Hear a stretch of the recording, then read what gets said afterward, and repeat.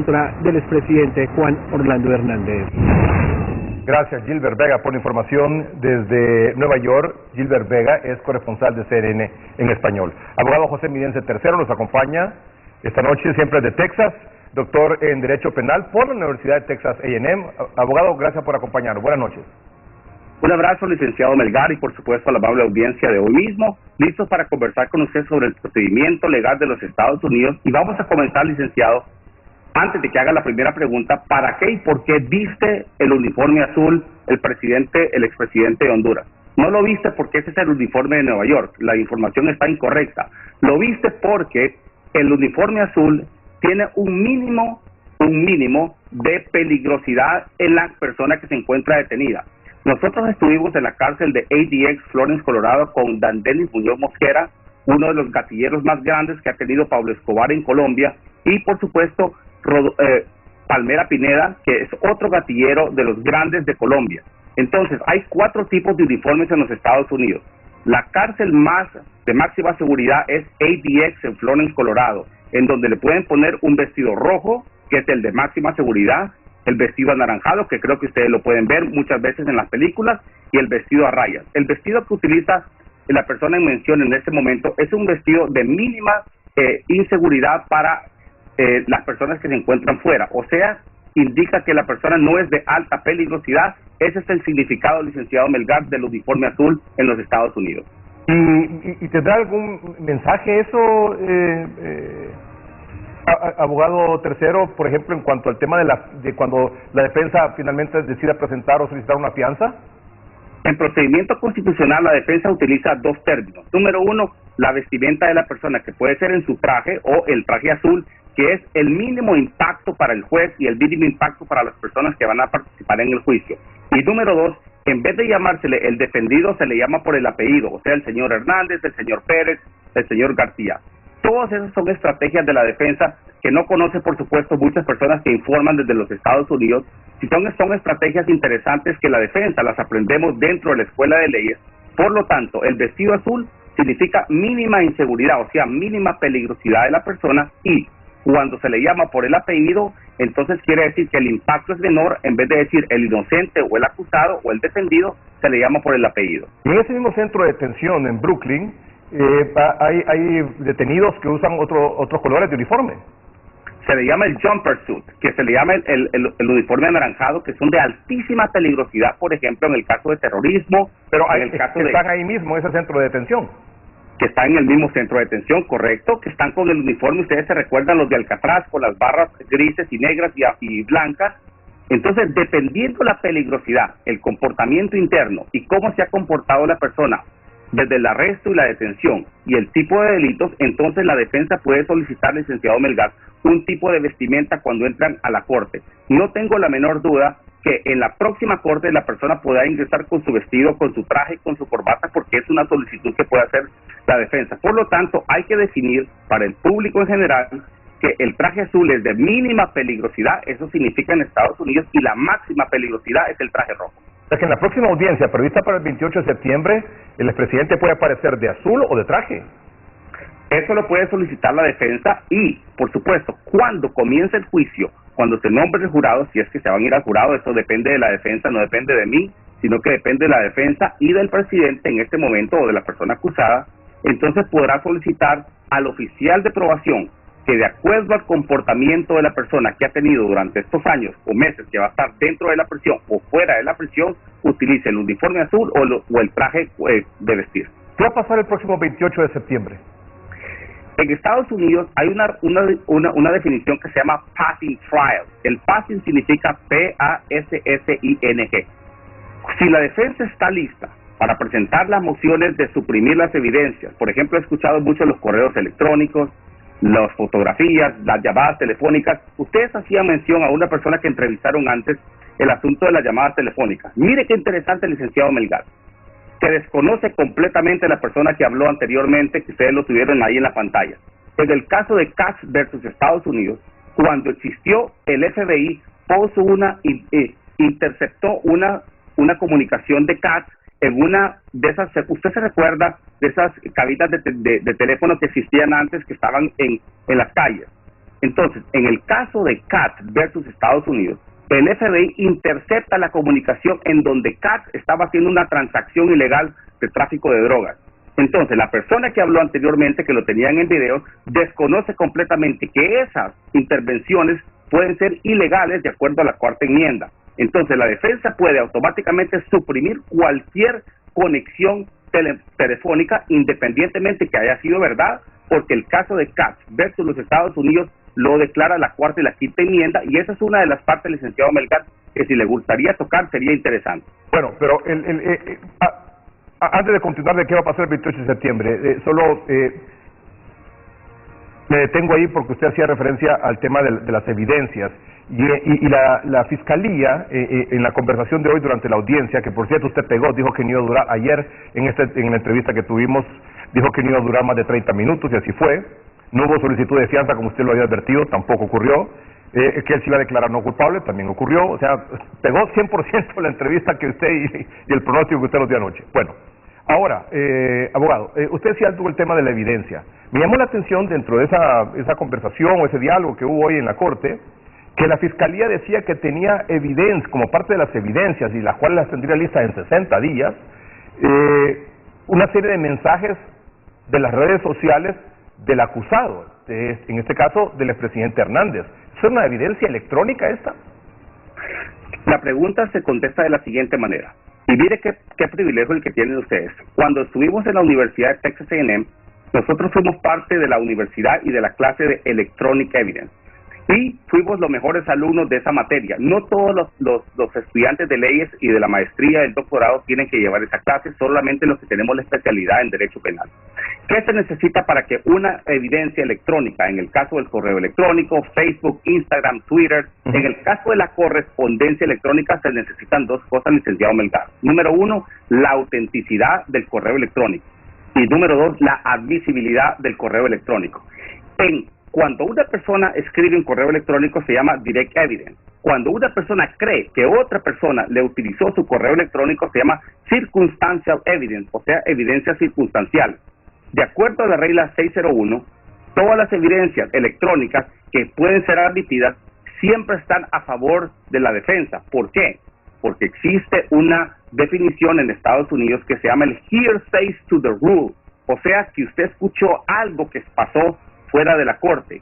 Entonces, la defensa siempre tiene el privilegio de poder decirle al señor juez que esas evidencias, los correos electrónicos, las fotografías, los mensajes de texto, todo eso es un hearsay to the rule. ¿Qué significa hearsay to the rule? Que es una declaración fuera de la corte que todavía no está aprobada. Entonces, los correos electrónicos no solamente tienen que ser auténticos, sino que tienen que ser admisibles. Y esa clase, licenciado Melgar, de Electronic Evidence, que en español es evidencias electrónicas, que nosotros la tomamos y por cierto sacamos una excelente nota, casi 100%, nos enseña a nosotros a identificar los correos electrónicos, a ser admitidos, y no solamente ser admitidos, sino también ser suprimidos, tanto para la defensa como la fiscalía. Vamos a hablar de los dos lados. Claro. Si la defensa presenta correos electrónicos y evidencias electrónicas, la fiscalía tiene derecho a presentar las mociones de suprimirlas también. Entonces, el 28 de septiembre es una especie como de evaluación de cómo van las evidencias que está recabando la Fiscalía, las evidencias de la Fiscalía que tiene que conocer la defensa, más o menos como parte del proceso para ir al juicio después.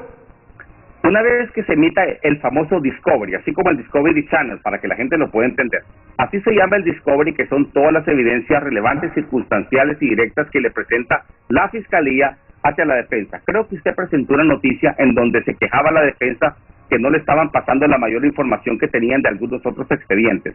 Eso significa el Discovery. Toda la información, licenciado Melgar, que tiene la Fiscalía, se lo tiene que presentar a la defensa. ¿Por qué se hace el 27 o 28 de septiembre? Porque la defensa solicita un término de 3 a 4 meses para poder revisar todas las evidencias y poder presentar las famosas mociones, el pre-trial motion, que son las mociones de suprimir esas evidencias. Y la Fiscalía para decir estamos listos.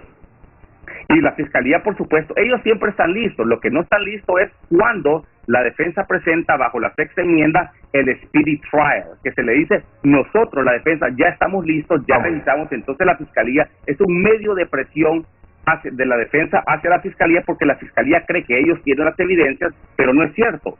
Cuando la persona que ustedes tenían anteriormente hablaba que tenían evidencias contundentes, primero, nosotros no hablamos de contundencia, los abogados en Estados Unidos no hablamos de eso. Segundo, tienen que probar si las evidencias son, número uno, legales, que son auténticas, que vienen de una fuente correcta y que no existe ninguna determinación para suprimir las evidencias. Por lo tanto, licenciado Melgar, y eso usted lo ha manejado muy bien, aquí no existe la palabra contundencia, eso es completamente irresponsable e incultural en el procedimiento norteamericano. Lo que tienen son evidencias que pueden presentarse, pero también se pueden suprimir. Antes de ir a juicio, la fiscalía le debe entregar todas las evidencias que tiene en contra del acusado a su defensa. La regla 601 del Federal Rule of Evidence indica que la fiscalía tiene que entregarle cualquier información. Ustedes se recuerdan cuando la persona iba detenida hacia el avión. Ahí tienen lo que se llama el body camera, que tienen las cámaras los agentes del Marshal y de la DEA. Toda esa información, todo lo que escribieron ellos, desde el arresto y detención, que se llama en inglés Terry Stop, que es la cuarta enmienda, hasta el día de ayer, toda esa información tiene que ser presentada a la defensa y la defensa tiene que solicitarla si ellos sienten que no tienen toda la información, pero la fiscalía tiene la obligación de transmitirla.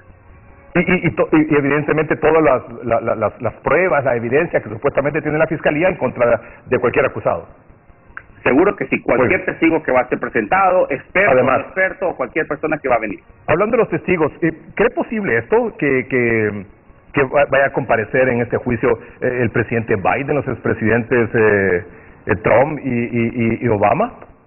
Desde el punto de vista periodístico, uno tiene un impacto diferente. Desde el punto de vista legal constitucional, cualquier persona que haya tenido relación en la actividad legal o ilegal de una persona podrá ser llamada a través del famoso SUMOS, S-U-M-M-O-S, SUMOS, que indica dos cosas, licenciado Melgar. Primero, si la persona no quiere llegar al juicio, tanto para los fiscales, porque ellos también tienen derecho a traer sus propios testigos, como la defensa, entonces el juez solicitará un escrito especial a la defensa o la fiscalía para qué y por qué estas personas que usted menciona deben presentarse al juicio. El impacto informativo, por supuesto, de un expresidente es grande, pero para un proceso legal norteamericano bajo la Constitución, cualquier persona puede presentarse como testigo y cualquiera de las partes tiene derecho a admitirlo o a suprimirlo. ¿Los expresidentes tienen alguna prerrogativa como para rechazar cualquier petición de comparecer?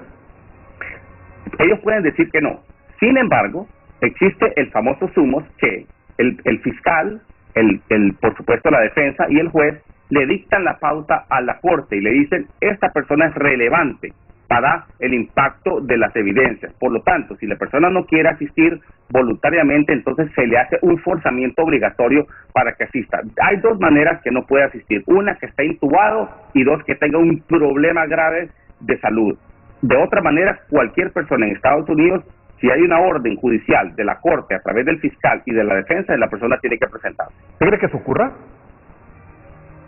Si la defensa cree que las evidencias, los correos electrónicos, los documentos que intercambió la persona que está siendo acusada durante los años que fue presidente y donde existen relevancias directas en donde él hizo una defensa contra el narcotráfico en este caso, entonces recuerde usted que la fiscalía puede hacer lo mismo, está presentando testigos y declaraciones de personas que han tenido relación con él a través de actividades ilícitas, pero la defensa puede también decir que contrarrestando esa parte, que el expresidente, exministros, Mike Pompeo, también vieron cuando el expresidente estaba haciendo su trabajo en contra de este tipo de ilícitos y esas son las partes donde se hace el análisis. ¿Hay algún antecedente de que un expresidente o un presidente en funciones haya participado, haya sido testigo en un juicio ahí en Estados Unidos? Le cuento, cuando uno entra a la Universidad de los Estados Unidos y hace el primer caso constitucional, Madison versus Marshall. Madison versus Marshall le indica a usted dos cosas. Uno, la separación de los poderes del el Congreso de los Estados Unidos y la Corte Suprema. ¿Por qué Madison versus Marshall?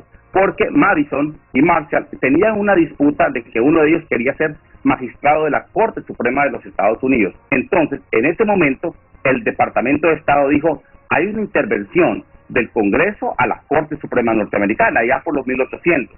Y entonces dijo la Corte Suprema, el poder legislativo no puede ordenar al Departamento de Estado y al presidente que nombre a Madison como secretario de Estado. Entonces, esos son los antecedentes, y recuerde usted, licenciado Melgar, que Estados Unidos se rige por el famoso case law. Cualquier decisión de la Corte norteamericana va a tener evidencia y va a ser preponderante en cualquiera de los casos después de Madison versus Marshall. Por eso le mencionaba Katz versus Estados Unidos.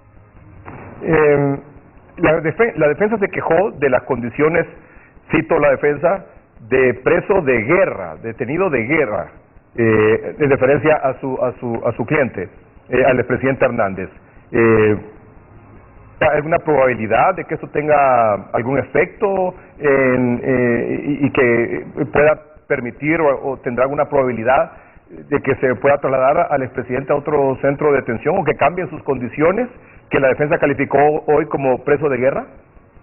Ahí ingresa lo que es la octava enmienda. La defensa lo que está haciendo es un impacto psicológico contra el juez y contra la fiscalía y el oficial de probación, diciendo que la persona se cuenta que no está confortable en las condiciones actuales. Recuerde que son impactos psicológicos. En inglés se llama poison the mind of the jury, poison the mind of the judge, que es el envenenamiento, entre comillas, por supuesto, no es cierto así directamente, pero de la mente y el pensamiento, tanto de la fiscalía como del juez. Entonces la defensa hace un impacto psicológico para decirle al señor juez, por las condiciones que la persona se encuentra en ese momento, la persona necesita la audiencia de la fianza en los próximos días, y que esas anotaciones van a estar, licenciado Melgar, en el expediente oficial, porque recuerde que el expediente viene del oficial de probación. El oficial de probación, que pertenece al Departamento de Probación de Estados Unidos y del Nueva York, hace el reporte oficial previo a la solicitud de lo que es la octava enmienda en la fianza. Entonces, cuando el juez lea eso, va a ver que las condiciones de la persona detenida eran favorables, desfavorables para él, y ese es un impacto psicológico que se puede hacer, como lo hace también la fiscalía, que ellos creen que en un evento magno, como es el tráfico de drogas, con armamento, una persona tiene que estar restringida de sus derechos internos. El tema de la fecha del probable del inicio del juicio está para el 17 de enero de 2023. Esa fecha puede cambiar, no se puede adelantar, pero sí se puede retrasar. ¿De qué depende? Depende de la calendarización de lo que se llama el coordinador de la Corte.